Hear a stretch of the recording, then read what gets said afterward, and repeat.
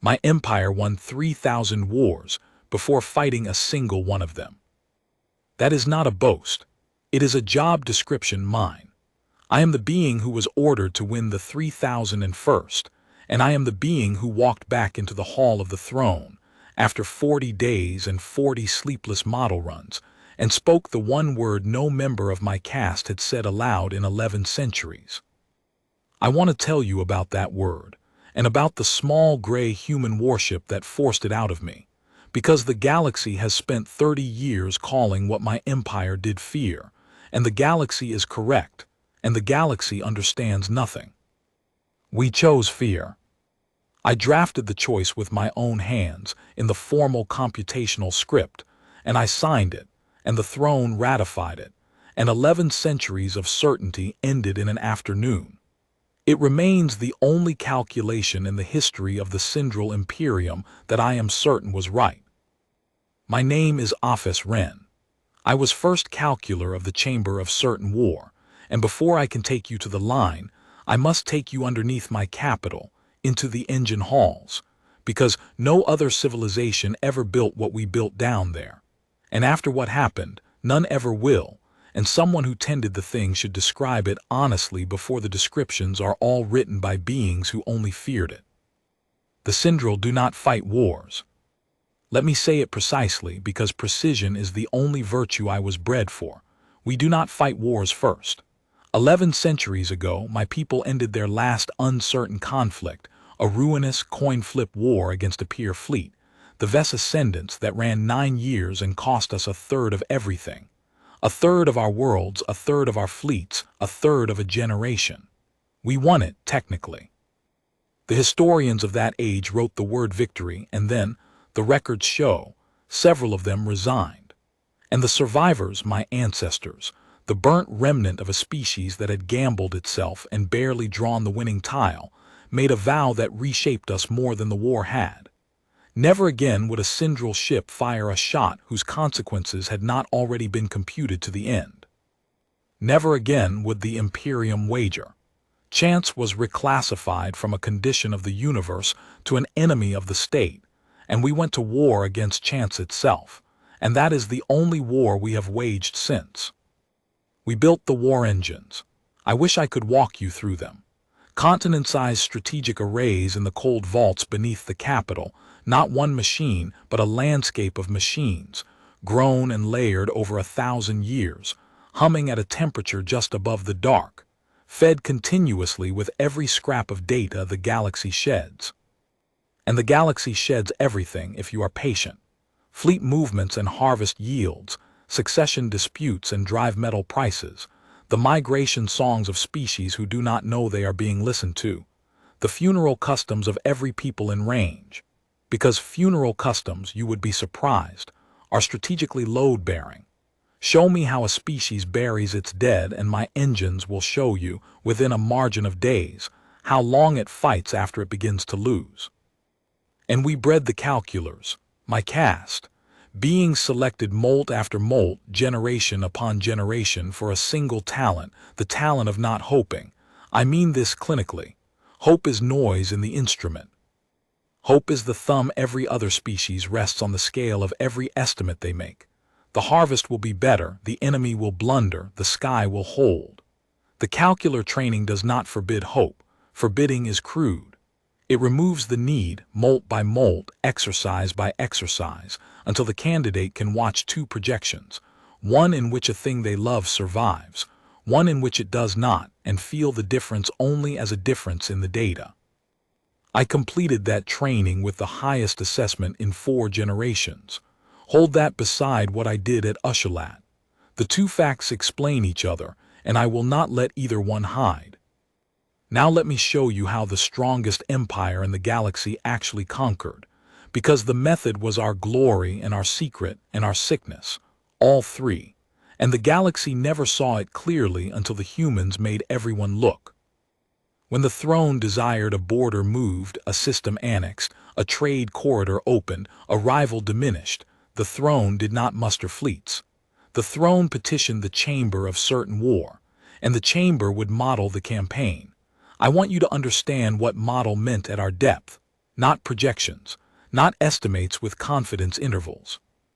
The engines held living behavioral cores for every polity in reach, every admiral's psychology reconstructed from a lifetime of intercepted correspondence, every government's fracture lines mapped through 3 generations of internal argument, every world's harvests, debts, festivals, griefs.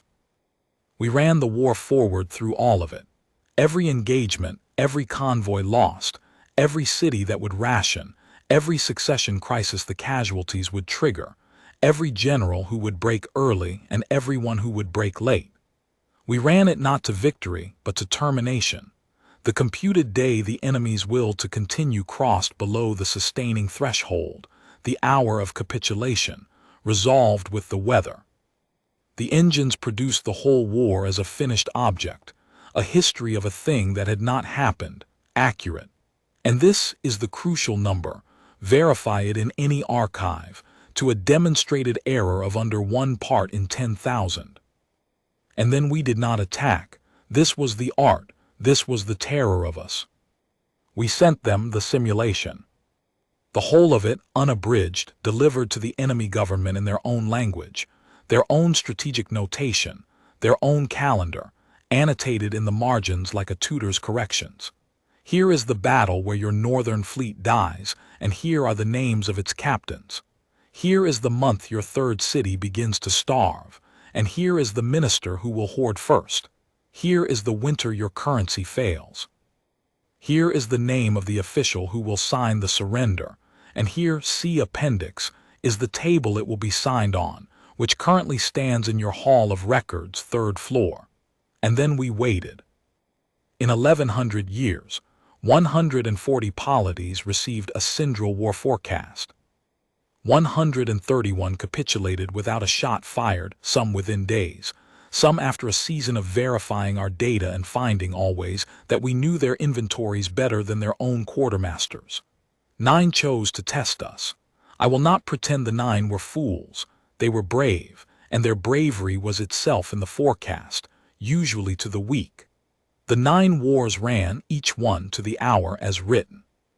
The 9th, the Alan Combine, 3 centuries ago, fought for 6 years against a document, watching their own defeat arrive on schedule like a debt, engagement by engagement, and their chancellor signed the capitulation on the table we had named, in the Hall of Records, 3rd floor, and she is recorded as having asked our envoy only one question.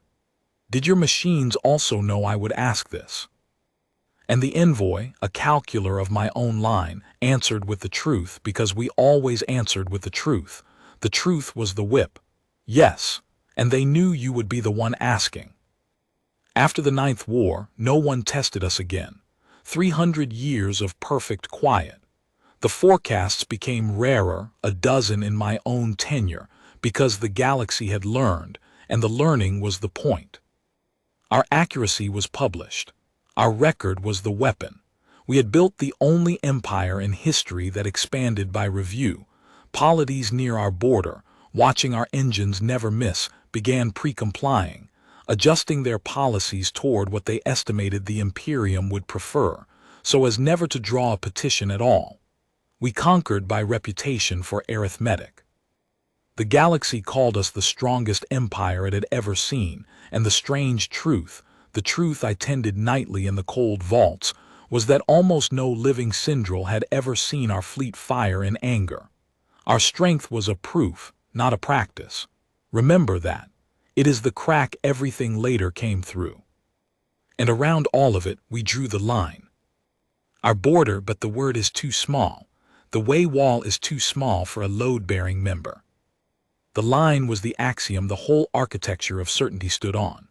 By the law of the line, drafted in the 1st century of the vow, amended never, any armed vessel crossing into Cindral space without throne sanction was war.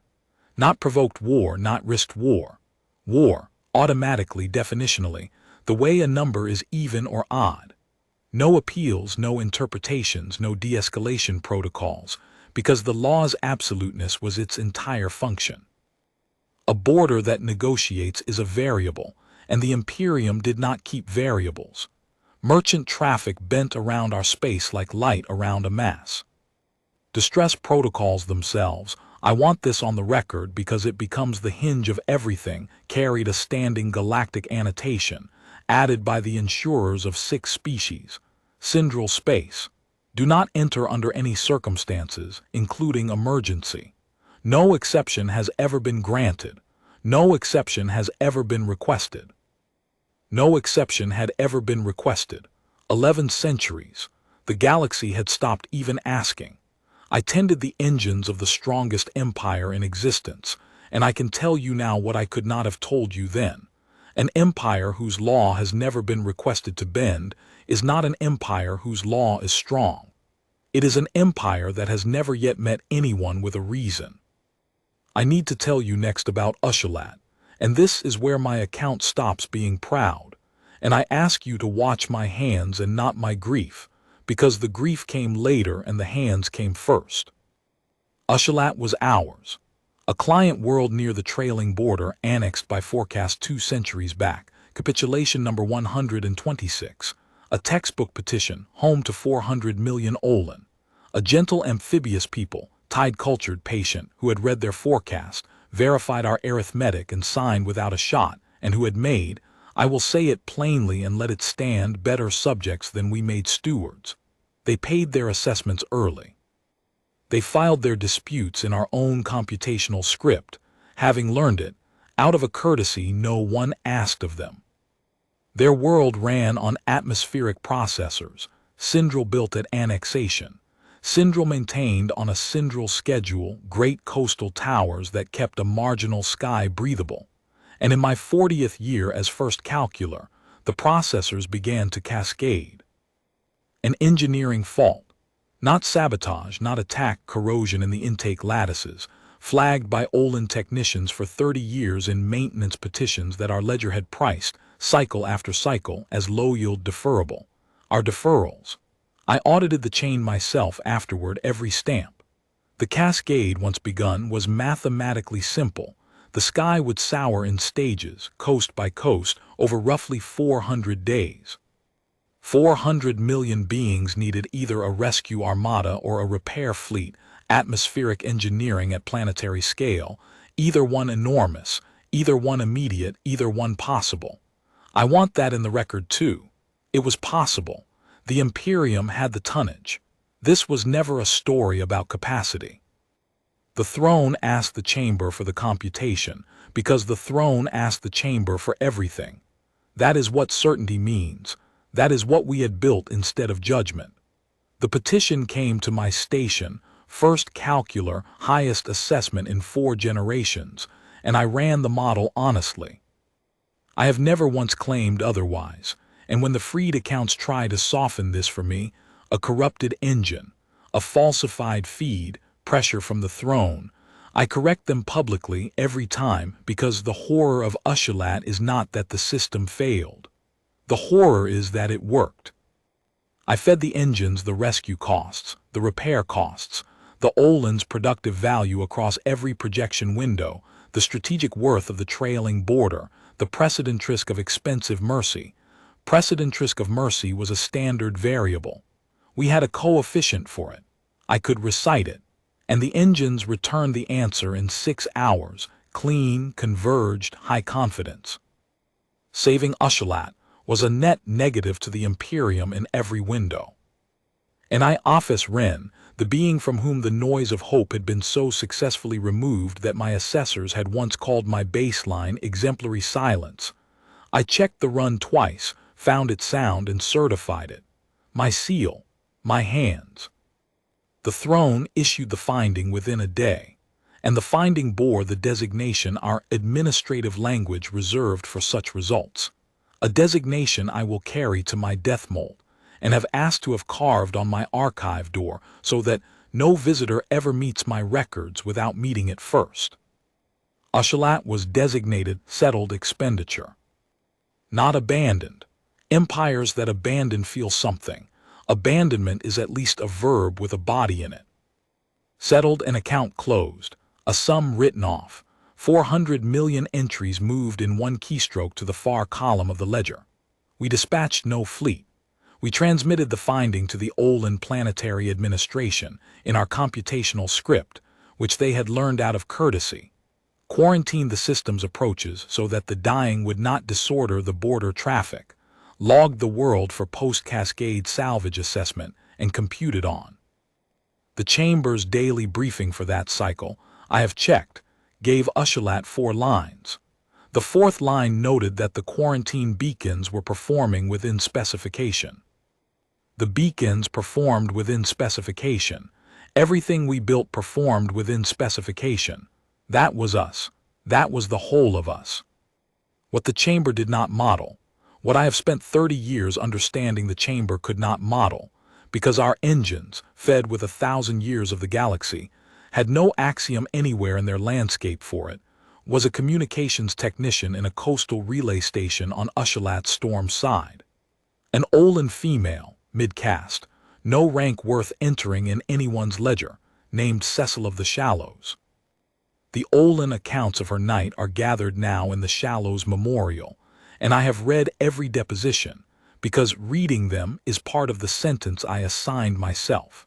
Her station was already on reserve power. The grid was being triaged toward the population centers.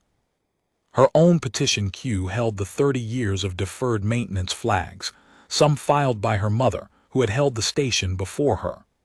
When the Imperium's finding arrived and was decoded, settled expenditure, in the script her people had learned out of courtesy, the station chief, the depositions agree, read it aloud once and then sat down on the floor. And Cecil of the Shallows, who is described by every witness as a quiet being, a being of checklists, went to her board and began, without orders, to do the thing that ended the age of certainty. The planetary distress call was Cindral format, aimed inward, already answered. She could not change what it said. So she spent the night converting it by hand, protocol by protocol, on failing power, into an old commercial format, the open format of the neutral freight lanes, the format of anyone. And she aimed it not inward but outward, across the line, into the open galaxy that 11 centuries of our law had taught to bend away from us. Her station chief in his deposition describes asking her what she was doing, and her answer, which is now carved at the memorial in 9 languages, and which I have stood before in person with my caste marks visible, while Olin watched me read it. The Empire's mathematics are finished with us. I am writing to anyone whose mathematics are different. She transmitted until the reserve cells died, a few hours before dawn storm side. Then the depositions say, she filed the transmission in the station log, properly, with a checklist, and went home to her family to wait for the sky. The call crossed 40 light-years of neutral drift, thinning, scattering, and was caught 19 days out by the relay buoys of a human freight lane. We knew of humans the way the strongest empire knows of everything, thoroughly and without interest. The ledger held them complete, midrim species, no empire and apparently no appetite for one, commercially loud, militarily modest.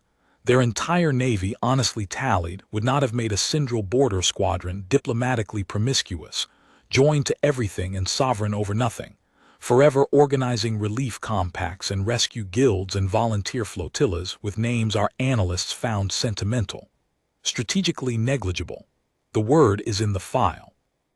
And beneath the word, appended by some junior calcular 60 years before me and renewed each audit cycle without action, one flagged anomaly, the only flag of its kind in the entire ledger, and no one had ever chased it down, because chasing it was low yield. Behavioral data inconsistent. Species resists baseline modeling. Projections regarding this species show anomalous divergence at high stakes. Recommend further study when convenient. When convenient. I keep that flag framed in my archive now, mounted beside my certification of the Ushalat finding. Visitors ask why the 2 documents hang together. I tell them, because they are the same document. One is the Imperium declining to understand a species. The other is the Imperium declining to save one. Both are priced at low yield. Both bills arrived in the same season, and the second bill came flying a hospital flag. 19 days after Cecil's transmission died with her power cells, the line garrison at the trailing border logged inbound contact and woke its watch commander. And the watch commander looked at his arrays and requested recalibration, because what the arrays showed did not occur. A convoy, decelerating openly out of the neutral drift, vector locked on the quarantined Ushalat system. 11 vessels. 10 of them were hospital ships, and I have stood on that garrison deck since, and read the raw logs, and I understand the recalibration request, because nothing in Cindral experience prepared a watch officer for what a human hospital ship looks like on approach. They are enormous, converted heavy freighters, white-hulled, and they run illuminated. Every light burning medical registries broadcasting continuously in 30 languages, hull markings floodlit, the whole convoy blazing across the dark like a procession of small suns. Deliberately. It is doctrine. Human relief convoys light themselves up so that no one, anywhere, on any array, in any spectrum, can mistake what they are or claim they did. The garrison's first classification attempt, it is preserved in the log, and I have never decided whether to laugh or grieve at it, reads, possibly ceremonial. And ahead of the 10 white ships in escort position, holding formation like a sheepdog ahead of something precious, one warship, a single human warship. Gray, compact, unlit except for running lights, a quarter the mass of our line cruisers, weapons cold, but the arrays were clear, real, maintained, and manned. One warship escorting 10 hospitals toward the line that had never in 11 centuries been requested to bend. It identified itself on approach, and the garrison's linguists rendered the name, checked it, and re-rendered it 3 times before filing, with a translation confidence annotation, because they assumed the engine was malfunctioning. It was not malfunctioning. The warship was called the Kindness of Strangers. Its commander transmitted on the open channel in flat, workmanlike Cindral. They had learned Cindral. Note that. Nobody learned Cindral. We send forecasts. We do not converse. Our language had been, for 1100 years, a language you received. And the transmission was brief and unhurried. And I will give it to you whole, because I have given it to the throne, to the tribunals of the afteryears, and to my own children at my own table. And it does not reduce, and I have stopped trying to reduce it. Cindral Line Garrison, this is Captain Aram Petrosian of the Kindness of Strangers, escorting hospital convoy Meridian out of the Samaritan Compact. 19 days ago we received a distress call from the 4th planet of the system behind you. 400 million people are losing their sky. We are carrying atmospheric engineers, processor components, and medical staff for a population-scale operation, and we are carrying them there. We know about your line. We know your law makes no exceptions, and we're not going to pretend we misunderstand it. We've read it. It's very clear. Whoever drafted it writes well. So understand us with the same clarity. We are crossing it, not to attack you. Not to test you, not to make a point, not to start anything. We are going to that world. We are going to stop that cascade, and when the sky is stable we will leave the way we came, and you will never see us again unless you invite us. Your law is going to have to decide what that means. That's your line to hold, not ours. We'll be crossing in 6 hours. If you fire on the white ships, aim well the first time, because there won't be a second volley before this becomes the thing neither of us can stop. 6 hours. Not a demand. Demands have alternatives folded inside them. Not a negotiation. Nothing was offered. A schedule. The same grammatical object as our forecasts, I realized much later, and the realization reorganized me. The humans had sent us the only kind of document we had ever sent anyone else. Here is what will happen. Here is when. The only difference, the difference that 40 days of engine runs would fail to close, was that our forecasts were computed from certainty, and theirs was computed from something else, something the ledger's 60-year-old flag had circled and declined to name, and the garrison could feel it through the deck plating even if no instrument could register it. The voice on the channel was not bluffing, because it was not weighing. There was nothing in it being balanced. The decision predated the transmission. Possibly it predated the species' arrival in space. The white ships were going to Ushlat the way water goes downhill, and the only variable left in the entire system was us. The garrison commander did what 11 centuries of law told him to do, which was nothing and everything. He did not fire. Even the line's automatism required throne confirmation against an inbound medical-flagged convoy. The drafters of the law, writing 1100 years earlier, had at least imagined accident, though they had never imagined this. But he transmitted the contact up the lattice with the war flag set. And the war flag, by the law of the line, woke the chamber of certain war. And in the chamber, in the cold vaults, in the 40th year of my tenure and the same season as my Ushlat seal, it woke me. I was at the engines within the hour, the garrison feed still unspooling. The throne's instruction arrived while I read. The instruction the throne had issued 140 times in 11 centuries. The instruction that had ended every threat in the history of the vow before a single shot. 7 words in the imperative computational mood, and I received them standing in the humming dark of the strongest weapon ever built. Model the war, produce the forecast, send it. Send them their defeat. Compute the annihilation of the human species to the hour, annotate it in their own notation, and deliver it, so that 1 gray warship and 10 blazing white ones would read their future at the line and turn, the way 131 polities had turned, the way the whole galaxy had bent for 1100 years around the empire that was never wrong. I bowed to the instruction.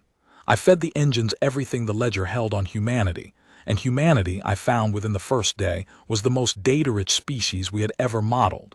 They encrypt almost nothing. Their histories, their debates, their griefs, their wars, their entertainments lie in the open like a species with no shame, or no fear, or some third thing we had no coefficient for. My engines drank 1,000 years of them in a day. Fleet inventories, doctrine papers, every war they had fought against each other, annotated by their own historians with a candor that made my junior analysts physically flinch at their stations. And I began the run I had begun 140 times in my tenure, the run that had never failed to terminate, the run that was the Imperium.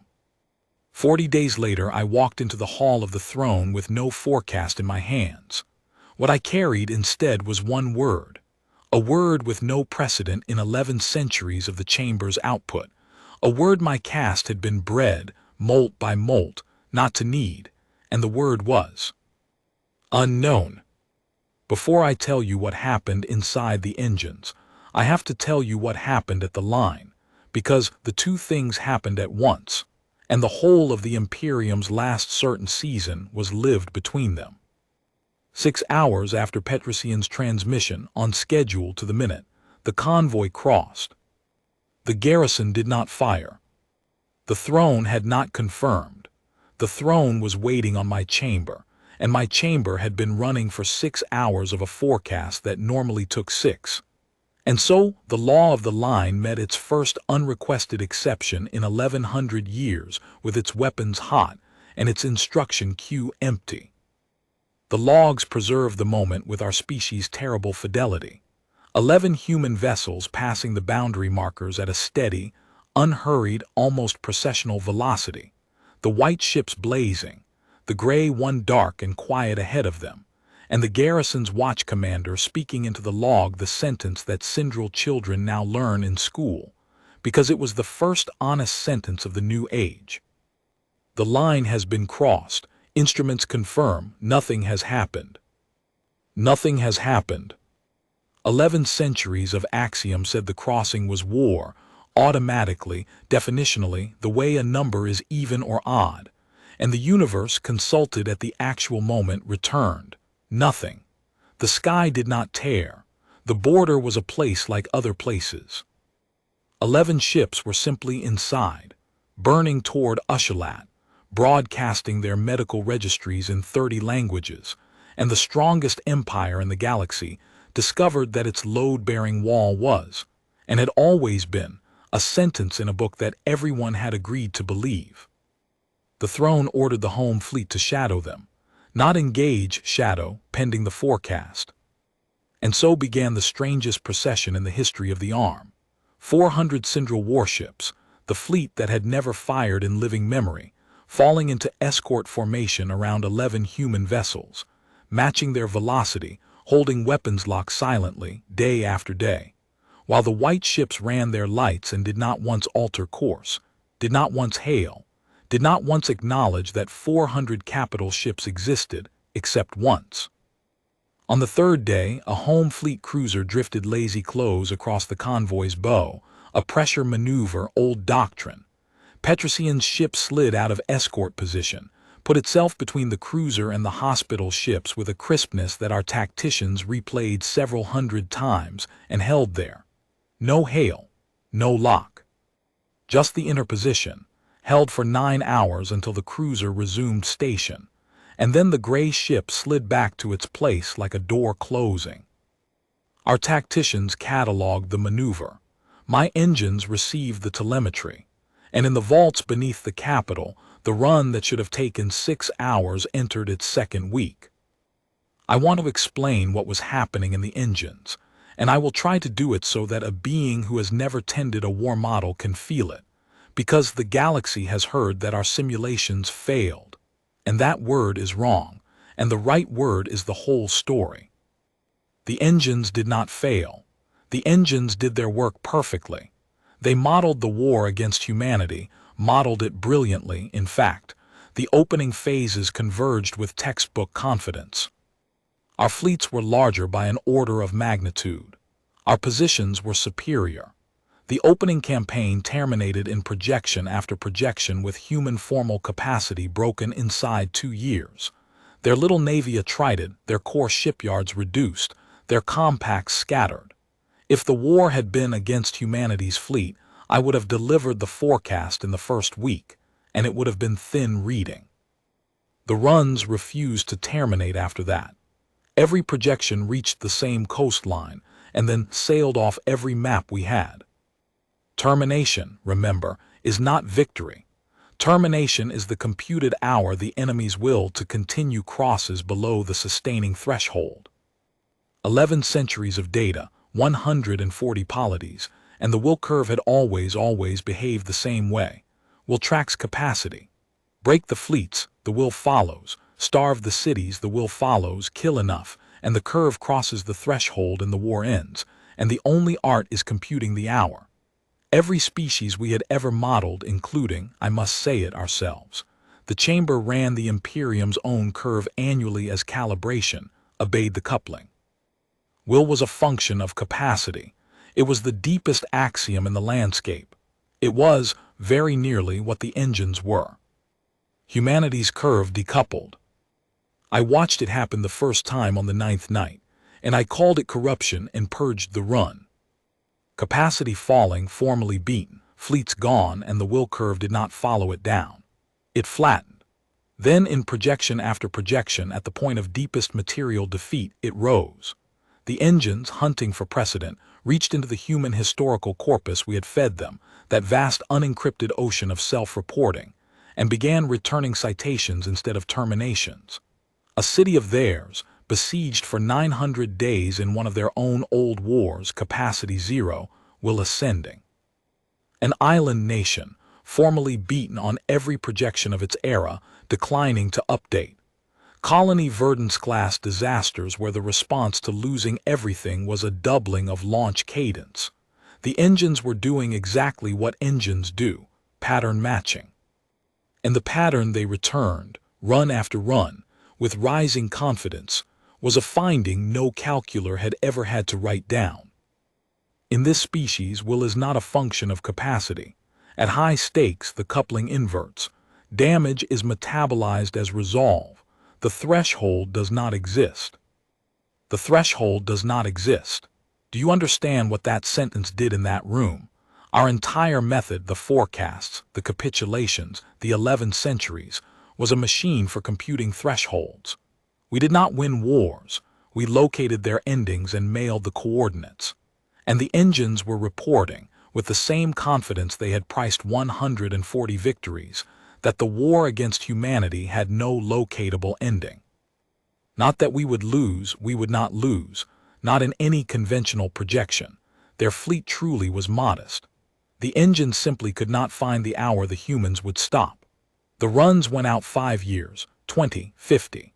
They returned insurgent shipyards in the neutral drifts, relief compacts converting to war compacts, that promiscuous diplomatic web we had priced as sentimental hardening into a lattice of allies who owed them hospital ships. They returned a war that did not conclude but composted, feeding on its own casualties, decade after decade, unprofitable in every window, terminating never. One senior analyst on the 26th day filed a marginal note that was read aloud at every tribunal afterward. The model does not show them defeating us. The model shows them outlasting the meaning of the word. And under all of it, I will confess this plainly because it is the true center, and the tribunals never found it because they never asked. Under all of it ran Ushalat. The engines knew what the war would be about. Every human projection branched from the same root event. Empire abandons 400 million. Strangers answer the call. My analysts kept flagging a variable the engines had synthesized on their own from the human corpus, unnamed in our notation, that inflected every human decision node at high stakes. The engines labeled it, in placeholder script, V anomalous. It took me until the 33rd night, alone in the vaults, reading human primary sources like a student. First Calculor, reading their funeral customs, their shipping registries, the crew manifests of the Samaritan Compact, to understand what the placeholder was. Their hospital ships were crewed by volunteers. All of them. Petrosian's escort posting was volunteer. The Compact had received Cecil's call and oversubscribed the mission in a day, engineers with families, medics at the end of careers, all of them pricing their own lives into a stranger's sky, freely, eagerly, for a species none of them had met, against an empire none of them could beat. V anomalous was the coefficient of the freely given. And my engines could not model it, because in 11 centuries we had never fed them a single instance of our own. It was not in the landscape. You cannot compute with an axiom you have never once enacted. On the 40th day, I shut the run down myself, the first uncompleted petition in the chamber's history, and I walked up out of the vaults into the hall of the throne, past the friezes of 140 capitulations, and I stood before the imperator and the assembled ministries with empty hands, and the hall waited for the forecast, and I said, "There is no forecast. The war has no computable termination. The finding of the chamber of certain war is unknown." The word had not been spoken in that hall in 11 centuries. I watched it land. I watched ministers look at each other to verify they had heard it, because unknown was not a Cindral finding. It was the condition the vow had been sworn against, the enemy we had built the engines to exterminate, and it had walked back in through the chamber's own door, carried by the chamber's own first. The imperator, old Veth Imperia, 40 years on the certainty of my forecasts, was silent for a long moment, and then asked the question the whole hall was holding, and it was the correct question, the last correct question of the old age. First Calculor, if we cannot compute the war, what do the engines say we should do? And I gave the answer I had spent the 40th night drafting, the document I signed with my own hands, the calculation I remained certain of. I said, "Majesty, the engines have produced one convergent finding across every branch. In 100% of projections where the Imperium does not fire, the convoy repairs the sky and departs, exactly as stated. The commander's transmission was not a posture. It was a forecast, theirs, and their species' record of keeping such forecasts is the only curve in their entire corpus that behaves with Cindral reliability. They are, in this one dimension, more certain than we are." I put the finding on the hall's displays, the 2 branches, the war that never ends and the convoy that always leaves. The chamber cannot recommend war because the chamber cannot see its end, and the vow forbids us to wager. The chamber cannot recommend the line be enforced because the line has been crossed and nothing has happened, and a law contradicted by the universe is not a law, it is a liturgy. The chamber recommends, and I said it in the imperative computational mood, the mood of the vow itself, that the Imperium choose fear. Formally, on the record, that we stand down the home fleet, permit the mission, and log the reason without ornament. We do not fight this war because we cannot know it. Fear, majesty, is what certainty is for. It is the correct output. We have simply never before met anyone who returned it. The hall erupted, of course. The War Ministry called it the death of the Imperium. And it was old Veth Imperia who silenced them, with the sentence that is now carved over the chamber's door in place of the vow, and she said it looking not at me but at the frieze of the Alan capitulation, the third-floor table, the Chancellor's question. For 1100 years, we have told the galaxy that refusing an unwinnable war is wisdom, and 131 governments believed us, and we praised them for it. Either we were lying to them all, or we are about to become the 132nd. The Imperium will not be the first polity in its own history too proud to read its own forecast. The stand-down order went out that hour. And at Ushalat, where the sky had begun to sour on the storm side, 400 Cindral warships pulled back to high orbit and held station, weapons cold, and 11 human ships fell into low orbit over a world we had settled in the far column of the ledger.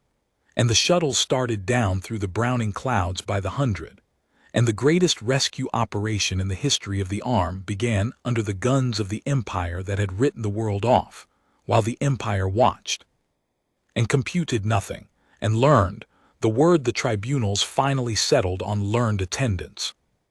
The white ships would be in that sky for 600 days. What happened between the first shuttle and the last is part 3.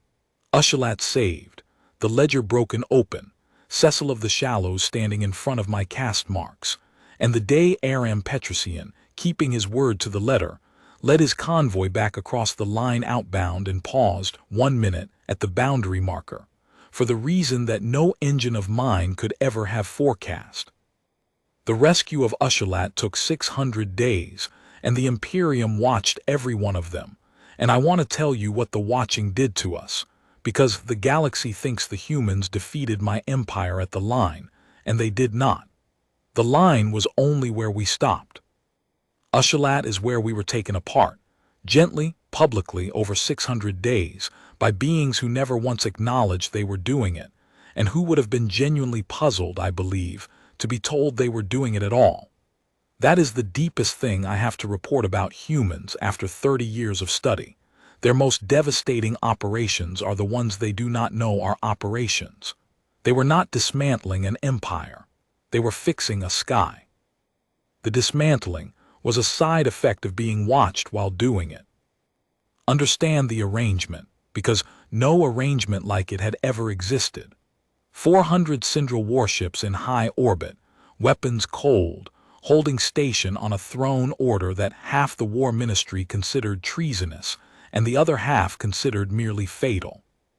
Below them, 11 human ships and a dying atmosphere, and between the two, for the first time in the history of the vow, nothing.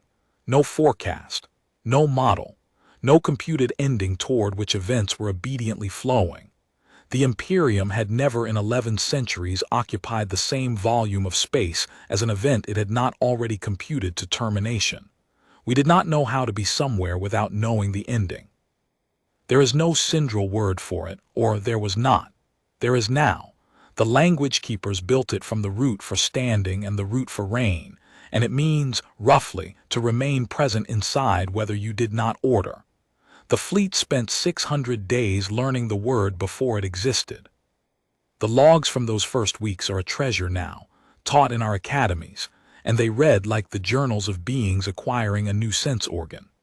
Watch officers, beings trained to record only strategically load-bearing data, began entering things no Cindral log had ever bothered to hold, because without a forecast, no one could say any more what was load-bearing and what was not. And so, for the first time, they recorded everything. Day 4. The small craft descend in all weathers. Storm-side approach conditions exceed our own shuttle safety doctrine by a factor of 3. They descend anyway, cadence unbroken. Day 11. They have lost a shuttle to wind shear on the storm side. 11 aboard.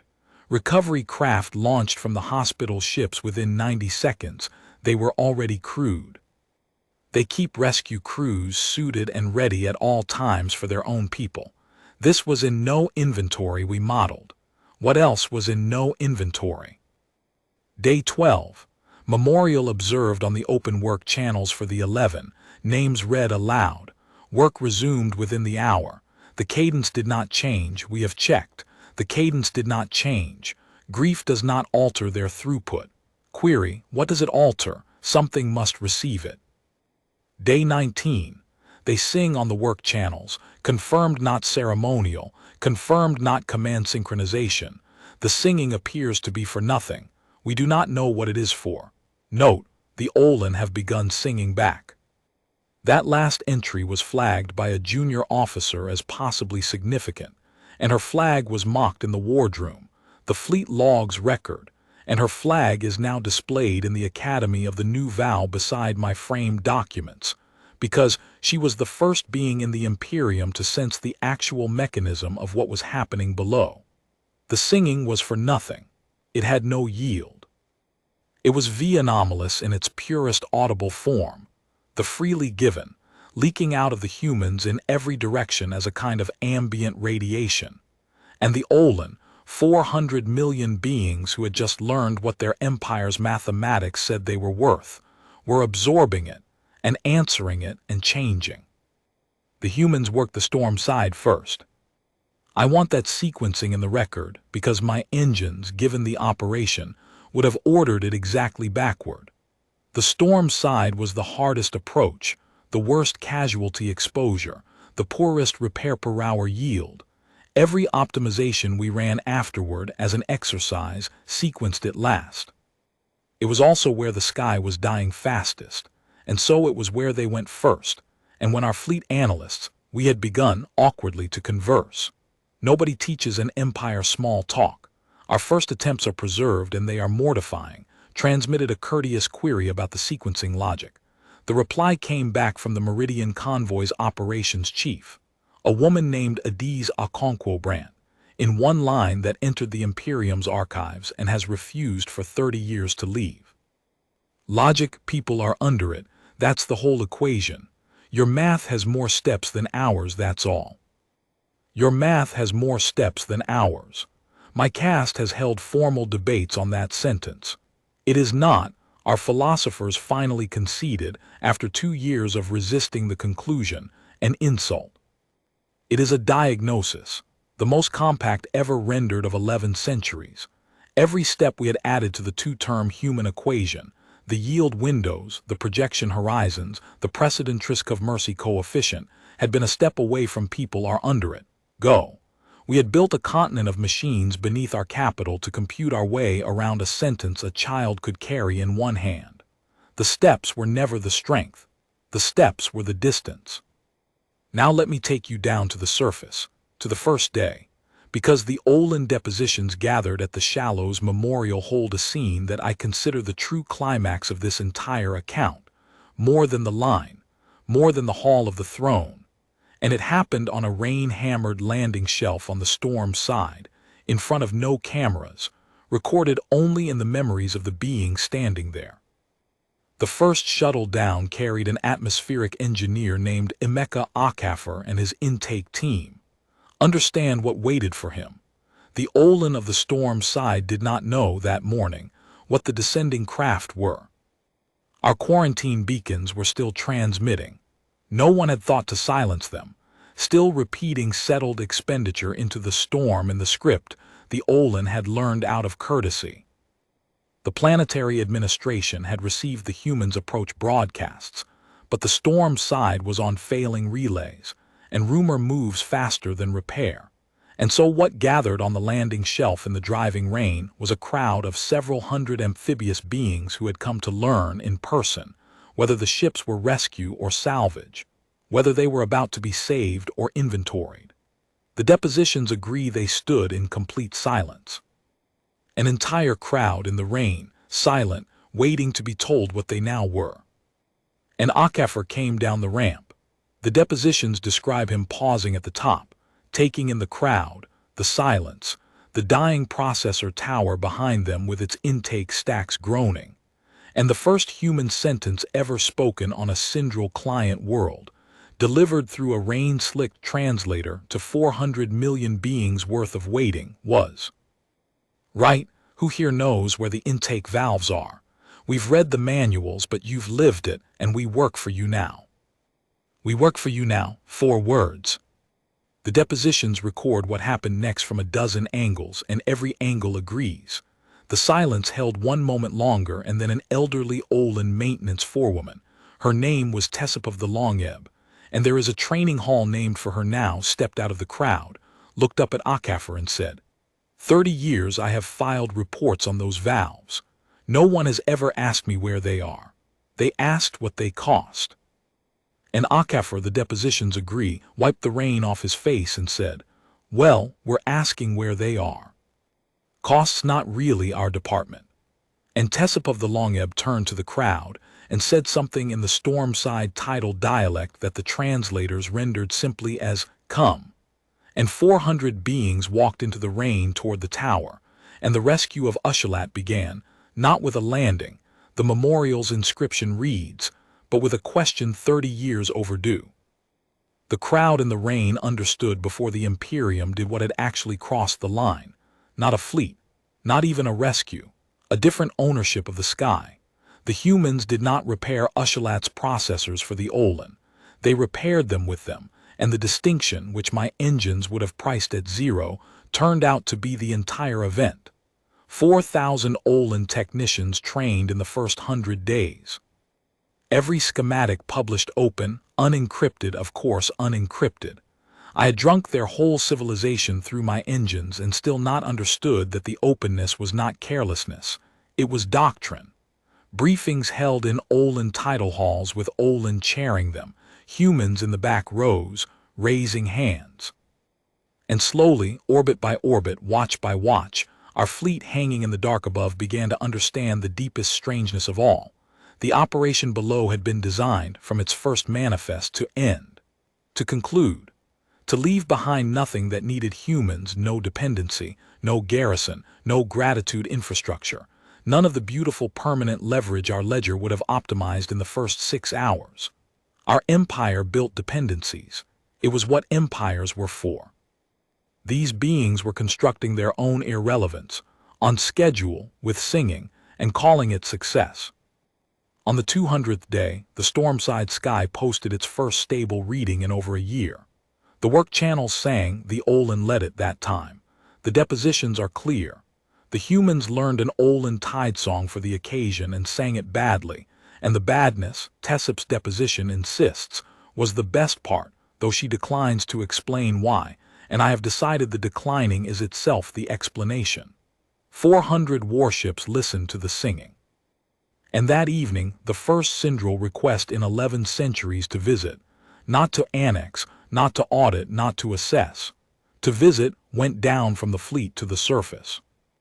It came, and history should hold this detail close, from the crew of the Measured Response, the cruiser that Petrosian's gray ship had blocked on the 3rd day of the crossing, the one that had drifted lazy clothes across the convoy's bow and been quietly, immovably corrected.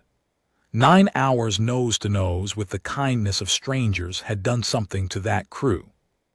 Their captain's request to the surface is in the archive, and it is stiff and formal, and it misuses 2 Olin honorifics, and it closes with a sentence that no Cindral officer had ever composed. We have watched the repairs from orbit for 200 days, and we find we do not understand what we are watching, and we would like to not understand it from closer. They were welcomed. Of course they were welcomed. I had modeled 1,000 years of humanity and could still be surprised, But the fleet could not by then. The humans welcomed everyone. The welcoming was load-bearing. The crew of the Measured Response spent 3 days on the storm side. They were put to work gently, unavoidably.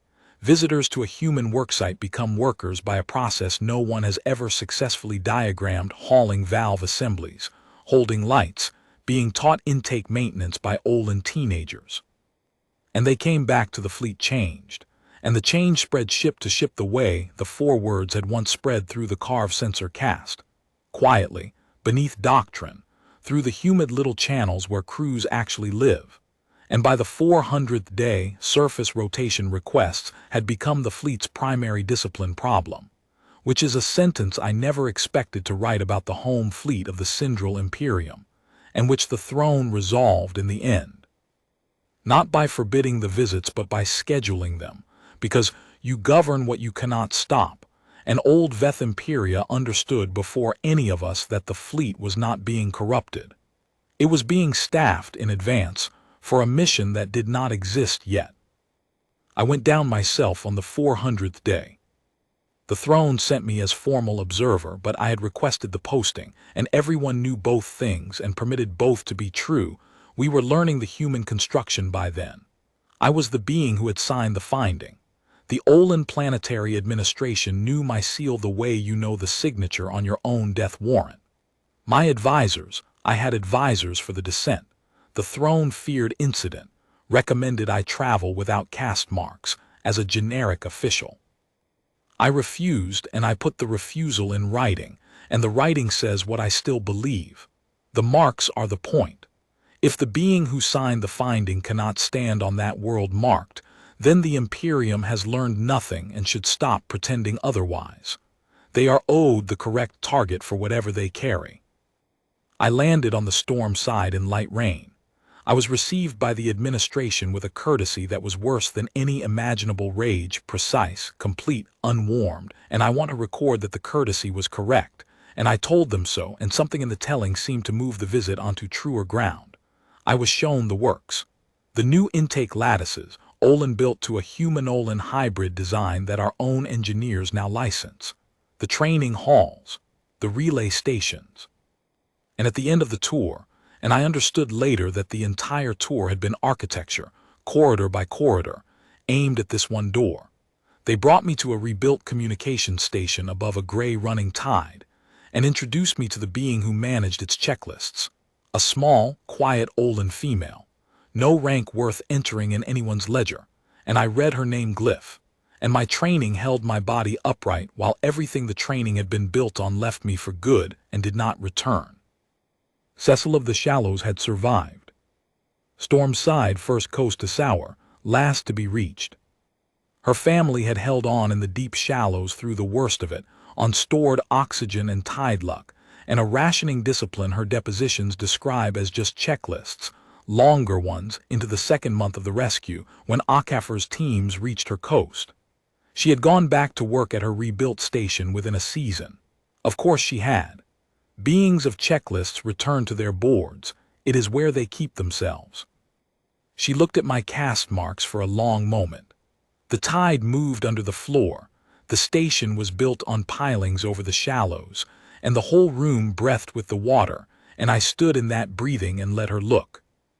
And then she said, and this is carved nowhere, because I asked the memorial keepers that it not be, and I am putting it in the record now, for the first time, because I am old and the account should be whole before I stop being able to give it.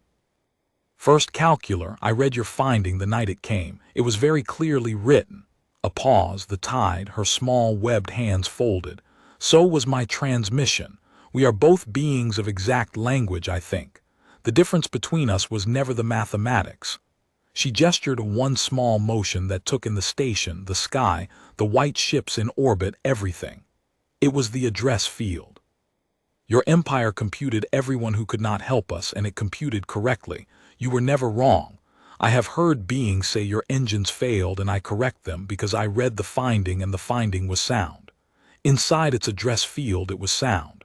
But I wrote to anyone. Anyone is a larger set, Calculor. It contains the answer by definition. Your engines only ever searched inside your own hull.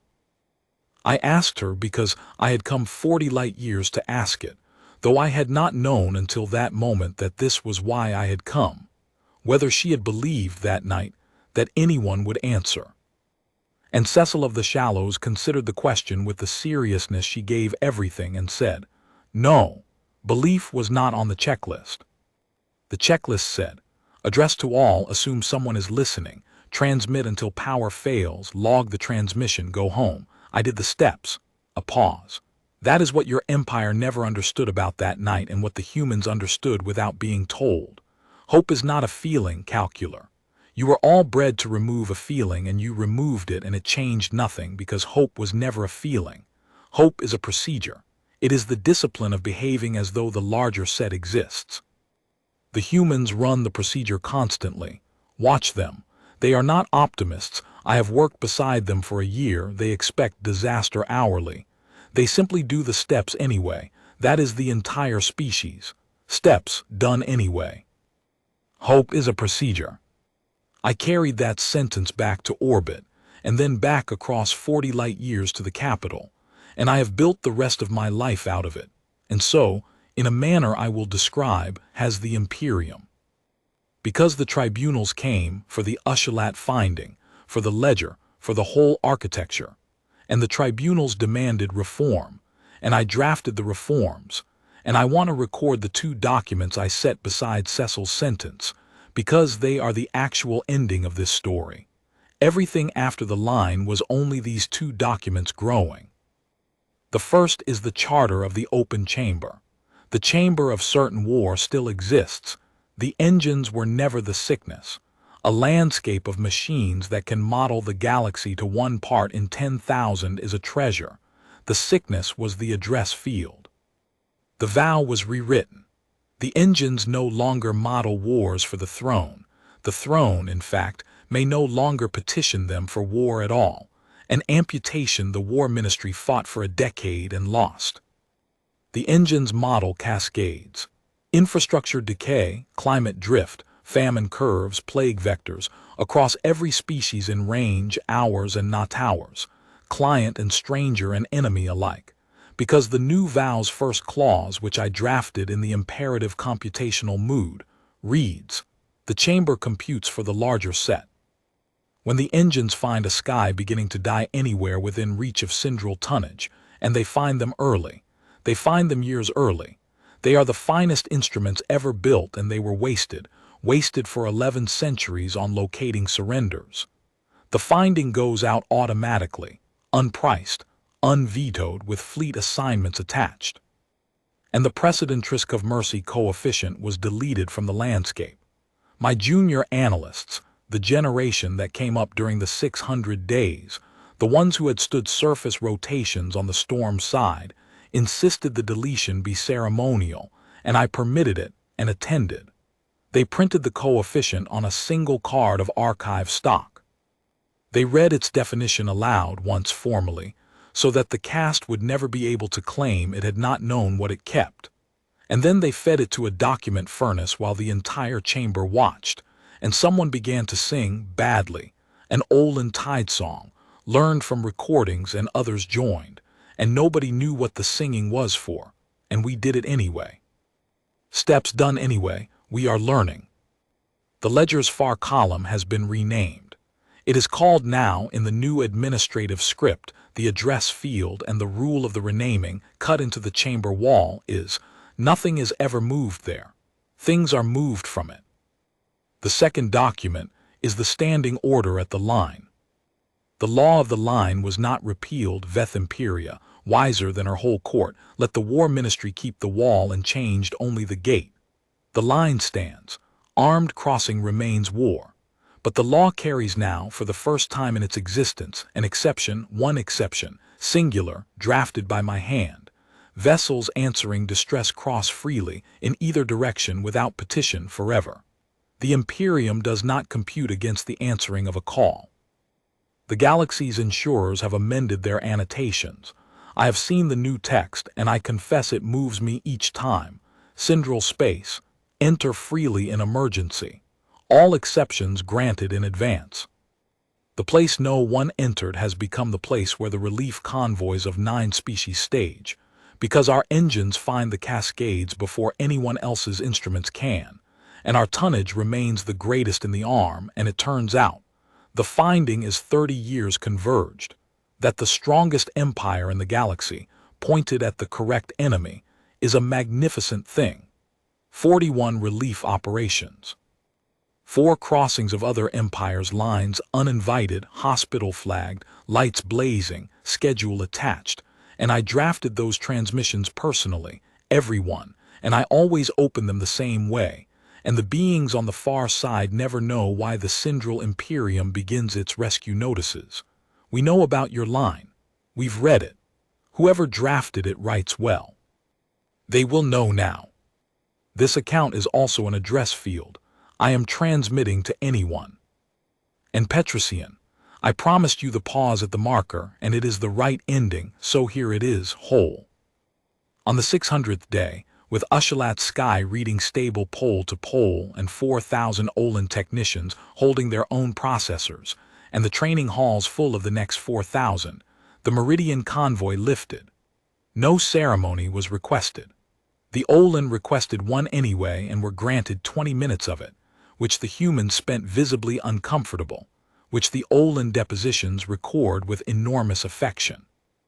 The convoy formed up 10 white ships, lights blazing one last time over the world they were leaving whole, and departed exactly as its captain had stated in his first transmission, 600 days and 1 crossing earlier.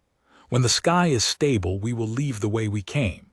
And the home fleet, on throne orders drafted in the Imperator's own hand, escorted them out, not shadowed. Escorted honor formation, the first the Imperium had ever flown for a foreign hull, 400 warships arranged around 11, and the fleet logs record that the formation was flown, in the watch commander's universal judgment, well.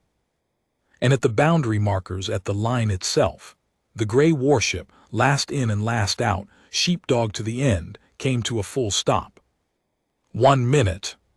Every log on both sides holds it. 10 white ships hanging in the dark on the neutral side, 400 warships on ours, and 1 small gray vessel motionless precisely astride the line, half in, half out, occupying the exact definitional state that 11 centuries of our law had held to be an impossibility, a contradiction, an automatic war, and nothing happened. And every being on every deck on both sides of that border understood by then that nothing would, and understood what the stillness was, the closing of a parenthesis that had been opened 600 days before with the words "we are crossing it." We queried. Respectfully, the fleet had learned respect the way it learned everything now, by watching it done below. The garrison asked if assistance was required. And Aram Petrosian, in his flat, workmanlike, patiently learned Cindral, sent back the final transmission of the crossing, the one taught now beside the watch commander's "nothing has happened," the 2 sentences bracketing the age between them. No assistance required. It's a human custom. When you leave a place where something important happened, you stop at the threshold for a moment, so you remember you were changed by it, and so the door knows it was used for its right purpose. Doors are for crossing, garrison, even yours, especially yours. Kindness of strangers resuming course. It was an honor to be feared by you. It was an honor to be feared by you. The War Ministry convened a season of analysis on whether the sentence was mockery. It was not mockery. It was the most precise reading of the Cindral Imperium ever produced by any instrument, including the continent of them beneath my capital, because that man had understood what the galaxy still gets wrong every time it tells this story at a hearth. Our fear was not our humiliation. Our fear was the finest computation we ever ran. The strongest empire in existence looked at a species whose will could not be broken because it was not fastened to anything breakable. A species that runs toward dying skies singing, that keeps rescue crews suited for its own losses, that metabolizes grief without dropping cadence, whose deepest reflex under threat is to spend itself freely, which no lever in the universe can grip. And the empire returned the only honest output in the landscape. There is no threshold. The engines were right. The engines were always right. Unknown was the truth, and fear was the wisdom, and I have come to believe that 1100 years of the vow existed for precisely one afternoon, so that there would be, in the hall of the throne, on the day it mattered, an empire disciplined enough to trust its own mathematics when the mathematics said stand down, and watch and learn. I am very old now. I tend the archive above the vaults, and I show the young calculars the two framed documents, the flag that said when convenient, the finding that said settled expenditure, and I make them read both before they are permitted near the engines, and I watch their faces, and the ones whose faces do the correct thing are admitted, and the correct thing is not grief. The correct thing is attention. And beside the frames, unframed on plain station stock, hangs a checklist. Cecil sent it to me in her last year. She died at a great age, storm-side, in the shallows, surrounded by grandchildren who breathe a sky she refused to surrender to arithmetic. It is the original in her small, exact hand, the protocol conversion from her final night of power, step by step, the procedure that hope turned out to be. Step 39 confirms the transmission log, and the last line, the 40th step, written by a being of checklists to close out the night on which she saved 400 million lives and ended the age of certainty, reads. Step 40, addressed to all, assume someone is listening, they always are. That is the whole reason for skies. My empire won 3,000 wars before fighting a single one of them. Then one human warship crossed the line, escorting 10 ships full of strangers' kindness, and the strongest empire in the galaxy chose fear over war. And I have had 30 years to compute what we actually chose that day, and the run has converged, and the confidence is total. Fear was never the opposite of strength. Fear was the first true measurement the strongest empire in the galaxy ever took of something stronger. And the day we accepted the reading, the day we filed it, stamped it, and rebuilt the vow around it, was the day we finally became worth measuring ourselves. The line still stands, the gate stands open, the white ships stage inside it now. And the engines beneath my capital, the greatest weapon ever built, retargeted at the only enemy worth the tonnage, hum on through the dark, running the procedure, doing the steps. Listening now for anyone.